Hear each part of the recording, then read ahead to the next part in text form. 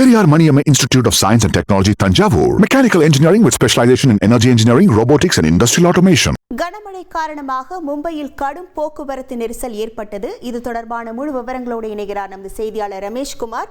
வணக்கம் ரமேஷ்குமார், எந்தெந்த பகுதிகள் மும்பையில் அதிகமாக பாதிப்படைந்திருக்கிறது, அது தொடர்பான முழு விவரங்கள்? மகாராஷ்டிர மாநிலம் மும்பை, தானே உள்ளிட்ட பல இடங்களில் நேற்று இரவு முதல் கனமழை பெய்தது. கனமழையின் காரணமாக அங்க இருக்கக்கூடிய பல்வேறு சாலைகளில் கடும் போக்குவரத்து நெரிசல் ஏற்பட்டிருக்கிறது. குறிப்பாக ஆனந்த நகர் பகுதியில் இருக்கக்கூடிய ஒரு சாலையிலே வாகனங்கள் நீண்ட வரிசையில் அணிவகுத்து நிற்கக்கூடிய காட்சிகள் வெளியாகி இருக்கின்றன.